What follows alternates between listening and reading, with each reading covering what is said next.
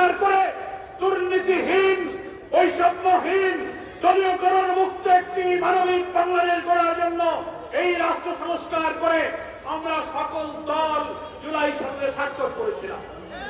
ফ্যাসিবাদের তৈরি করা সংবিধান, ভারতের ডিক্টেশনে সেই সংবিধান এমনভাবে করা হয়েছিল স্বাধীনতার পর এই রাষ্ট্র কাঠামোতে যারাই ক্ষমতায় যাবে তারাই ফ্যাসিবাদী, দলীয়বাদ এবং কর্তৃত্ববাদী হবে।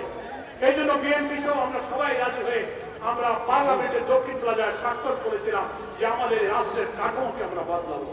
সেটার নাম জুলাই সনদ। তার জন্য 12 তারিখে একই দিনে গণভোট হলো, একই দিনে জাতীয় ভোট হলো। একটা প্রেসিডেন্সিয়াল অর্ডারে 2টা ভোট হলো, একটা প্রেসিডেন্সিয়াল অর্ডার জারি হলো। ক্ষমতায় গিয়ে এখন মন্ত্রী, মিনিস্টার, প্রাইম মিনিস্টাররা বলছেন আমরা সেই গণভোট মানি না। 5 কোটি মানুষ আপনারা গণভোটে হা ভোট দিয়েছেন না বলুন? 5 কোটি মানুষ হা যুক্ত করেছে। সেখানে জুলাই সনদের 4টি প্রশ্নে ব্যালটেই সব সংস্কার করতে বলা হয়েছে। যা সংস্কার হলে যে দলের লোক ক্ষমতায় যাক তারা দুর্নীতি করে দলবাজ হতে পারবে না।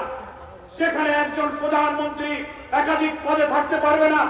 সেখানে পার্লামেন্টের উচ্চ কক্ষে পিআর পদ্ধতি হবে, তত্ত্বাবধায়ক সরকার পদ্ধতি, তারপরে চিফ জাস্টিস, বিচারক নিয়োগ, পাবলিক সার্ভিস কমিশন, সাংবিধানিক সমস্ত পোস্টে একটা সেপারেট অ্যাপয়েন্টিং অথরিটি হবে, সরকারি দল, বিরোধী দল, জুডিশিয়ারির সমন্বিত একটা নিরপেক্ষ কমিটি হবে।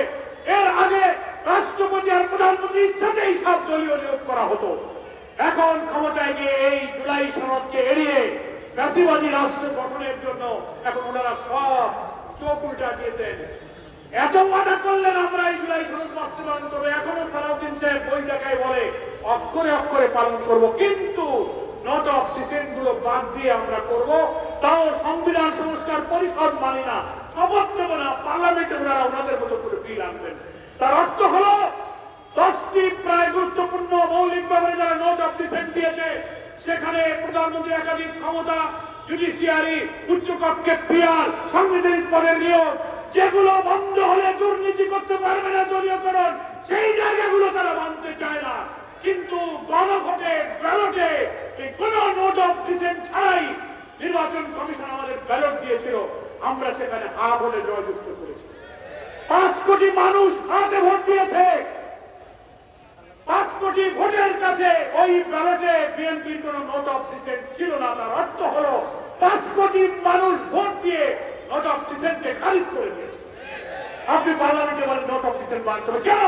সারা দেশে বিএনপির ভোটের পরিমাণ যা পেয়েছে তা আমরা শুনে দেখেছি প্রায় 3 কোটি হবে। তা 3 কোটি বেশি না 5 কোটি বেশি বলেন?